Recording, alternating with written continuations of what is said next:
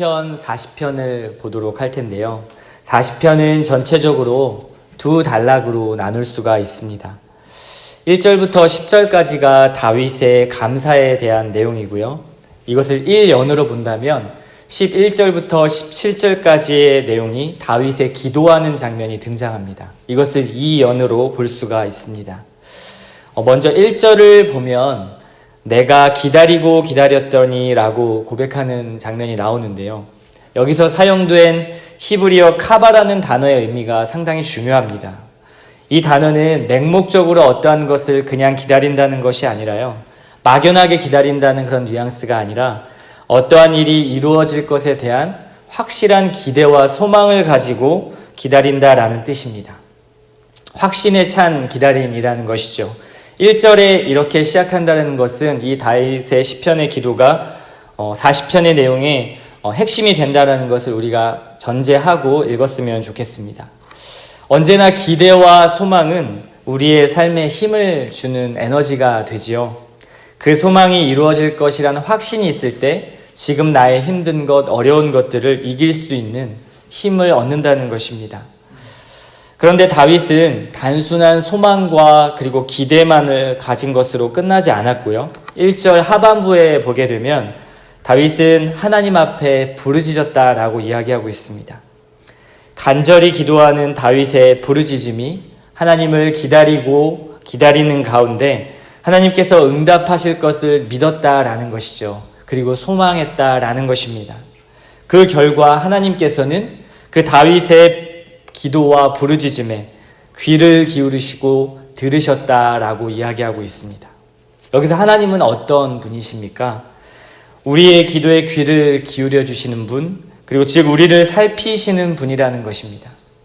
삶의 여정 속에서도 우리는 어려움과 문제를 만날 때가 많이 있습니다. 그때마다 털어놓을 수 있는 친구나 그 어려움을 함께 나눌 수 있는 가족, 그리고 멘토들을 찾을 때, 그리고 함께 나눌 때 우리는 정말 큰 위로를 받게 되지요. 하물며 우리를 지으시고 그리고 우리를 창조하신 분이 우리의 문제와 아픔을 들어주시고 그리고 함께 하신다라는 이 사실은 정말 놀라운 위로가 되는 것입니다. 그런데 하나님은 듣고만 끝나는 분이 아니라 우리의 기도에 응답하시고 그 문제를 해결해 주시는 분이라는 것을 다윗은 고백하고 있습니다. 이러한 하나님은 다윗의 부르짖음에 어떻게 응답하셨을까요? 2절에 보면 하나님께서 다윗에게 응답하신 일들을 차례대로 기록합니다. 먼저는 다윗의 발을 웅덩이와 수렁에서 끌어올리셨다는 것이죠. 그리고 그의 발을 반석 위에 세워주셨습니다. 그리고 이제는 다윗의 걸음을 견고하게 하시고 안전하게 해주셨다라고 성경은 기록합니다. 다윗이 겪었던 고난은요, 기가 막힐 웅덩이와 수렁으로 표현되고 있습니다. 이것은 죽음의 수렁이자 멸망의 구덩이입니다.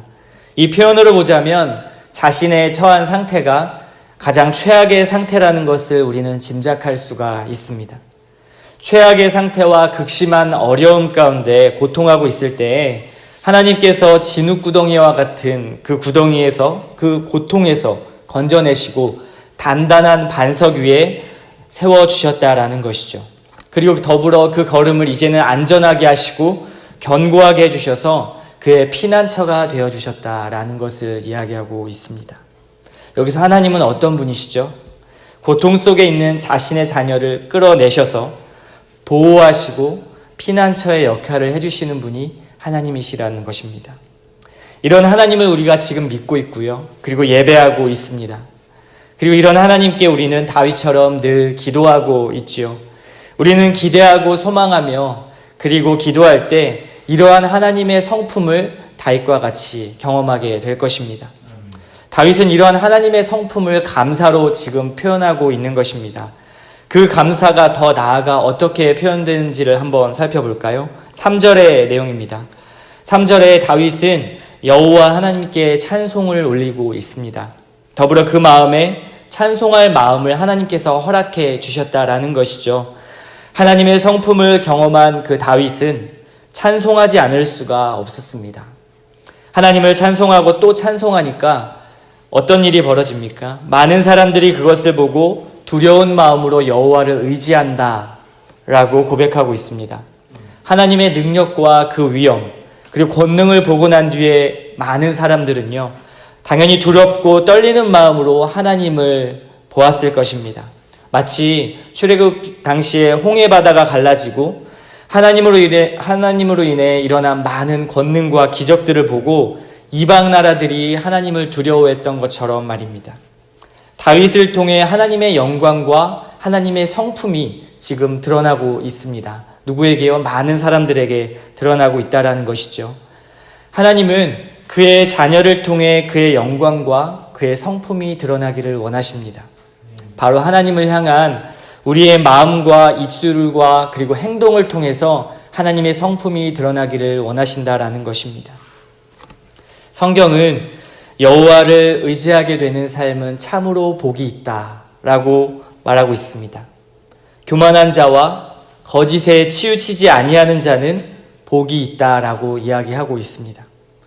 교만한 자와 거짓에 치우치지 않는 자가 어떠한 사람일까요? 헛된 우상과 거짓 신들을 섬기지 않는 자들을 의미합니다. 교만한 자와 거짓을 따르는 자들은 곧 하나님보다 더 의지하는 것을 만들어 둔다라는 것이지요. 하나님은 어떤 분이십니까? 하나님은 오직 한 분인 하나님이십니다.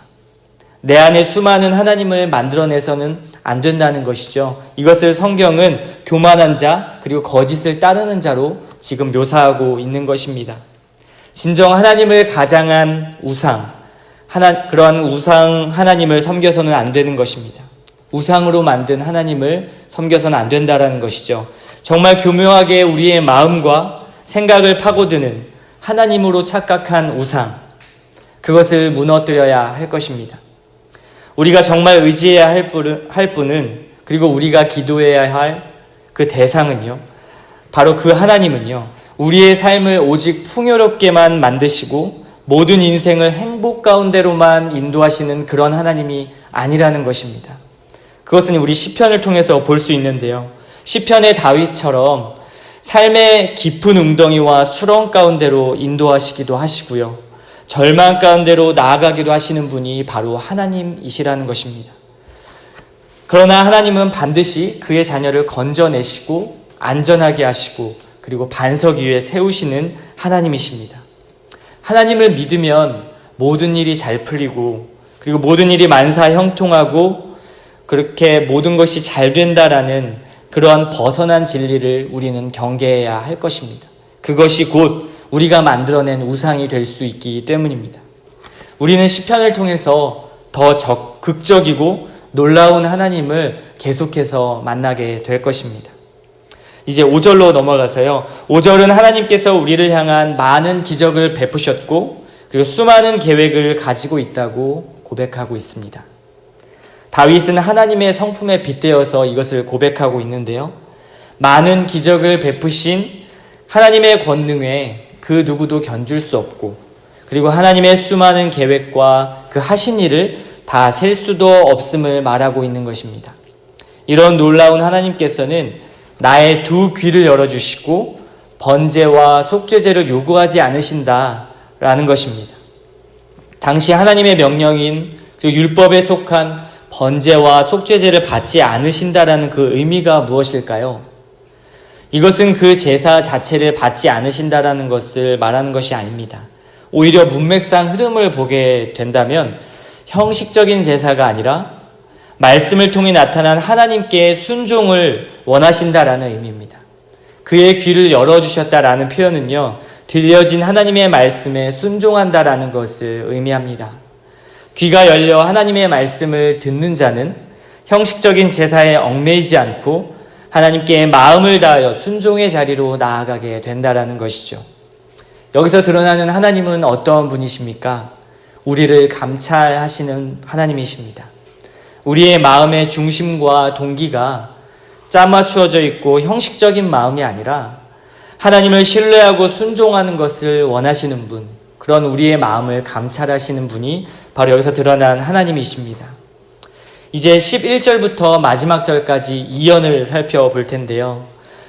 11절부터 주로 하나님께 드리는 기도와 탄원으로 이루어져 있는 것을 볼 수가 있습니다. 본문은 과거에 하나님께서 응답하시고 함께 하셨지만 인생 가운데 언제든 환란이 다시 찾아올 수 있다라는 것을 보여주고 있습니다. 11절의 고백이 그렇지요. 여호와여 주의 긍휼을 내게서 거두지 마시고 주의 인자와 진리로 나를 항상 보호하소서. 그리고 12절에는 수많은 재앙이 나를 둘러싸고 라고 이어서 고백하고 있습니다. 이것은 무엇을 말하는 것일까요? 뒤에 문장을 살펴보면 다윗은 자신의 죄악이 덮치고 그리고 그 죄가 머리털보다 많아서 낙심하고 있다라고 고백하고 있습니다. 이 환란은 자신의 죄와 관련되어 미치는 재앙이라고 다윗은 고백하고 있는 것이죠. 자신도 제어할 수 없는 그 죄로 말미암아 무력한 자신의 모습에 낙심하고 좌절하고 있다라고 고백하고 있습니다.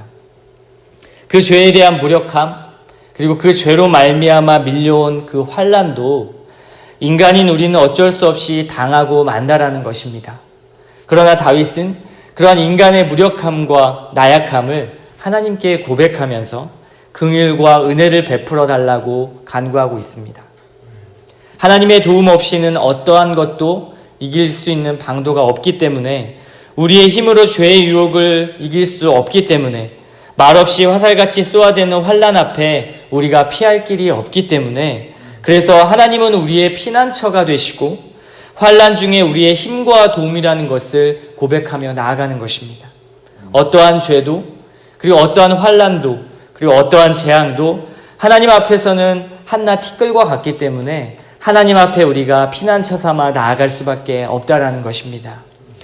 그 재앙과 아픔 속에 자신을 괴롭히는 원수로부터 구해달라고, 그리고 구원해달라고, 오히려 주 안에서 기쁨을 누리는 삶을 살게 해달라는 고백하는 것, 이것이 지금 다윗의 고백입니다. 16절을 한번 볼까요?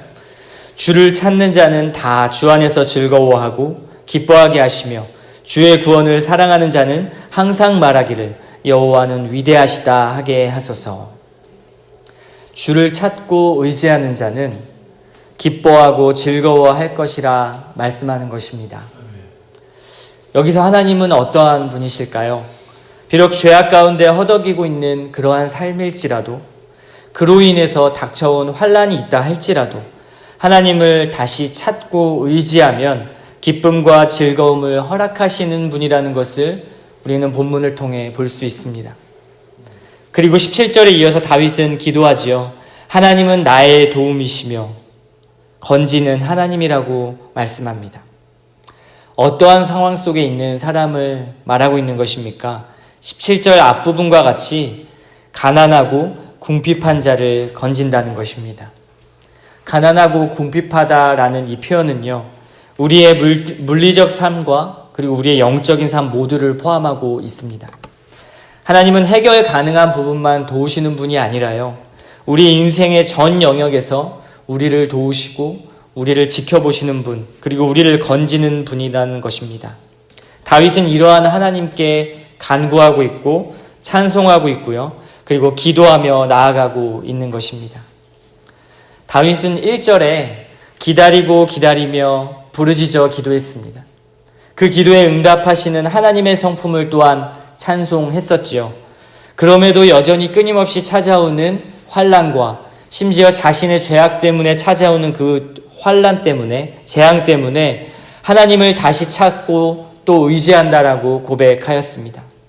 이 40편의 고백을 본다면 인생은 예측할 수 없는 일들로 가득한 것을 볼 수 있습니다.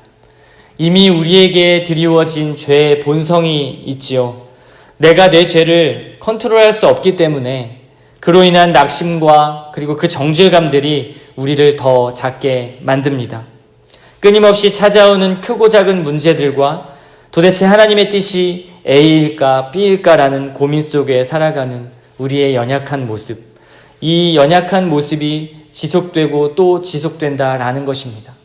그때마다 우리가 해야 할 것이 무엇이냐면 바로 이 시편 40편의 말씀처럼 이 시편 40편의 노래를 기억하는 것입니다. 과거에 응답하신 하나님을 감사하고 찬송하는 일, 또다시 찾아오는 인생의 수많은 문제 속에서 또다시 하나님을 찾고 의지한다라는 것입니다. 우리의 믿음은 이렇게 늘 지속적이어야 하고요. 우리의 간구와 기도는 우리의 삶의 호흡과 같다라는 이 말이 다윗의 고백을 통해서 우리는 볼 수 있습니다. 말씀을 통해 하나님을 기억하고 말씀을 통해 드러난 하나님의 성품을 의지하며 나아가는 그러한 일을 멈추지 말아야 합니다. 그 표현이 바로 오늘 다윗의 고백임을 기억하시고요. 우리도 다윗과 같이 이 16절의 고백처럼 하나님 앞에 기도하며 나아갔으면 좋겠습니다. 우리 16절을 다 같이 한번 읽어볼까요? 시작. 하나님이여 나는 가난하고 17절인가요? 17절입니다. 다 같이 읽어보겠습니다. 하나님이여 나는 가난하고 궁핍하오나 주께서는 나를 생각하시오니 주는 나의 도움이시오 나를 건지시는 이시라. 나의 하나님이여 지체하지 마소서. 오늘 이 아침에도 이 말씀을 인용해서 다 같이 기도하는 시간을 가졌으면 좋겠습니다. 시편 말씀을 인용하는 기도를 아침에 드렸으면 좋겠는데요. 방금 읽었던 27절의 말씀처럼 나는 가난하고 궁핍하지만 하나님께서 나를 생각하사 주는 나의 도움이시고 나를 건지시는 이라고 고백하며 나아갔으면 좋겠습니다. 또한 한 가지 덧붙여서 11절의 말씀처럼요. 여호와여 주의 긍휼을 내게서 거두지 마시고 주의 인자와 진리로 나를 항상 보호하소서라고 하나님을 의지하며 나아가는 기도를 이 아침에 드렸으면 좋겠습니다. 그래서 언제나 끊임없이 반복되어 찾아오는 그런 환난과 고통 속에서 이 다윗처럼 과거의 기도에 응답받았지만 과거에 하나님을 찬송했지만 또다시 하나님을 붙잡고 나아가는 그러한 믿음의 그러한 성도님들 되시기를 소원합니다. 다 같이 기도하겠습니다.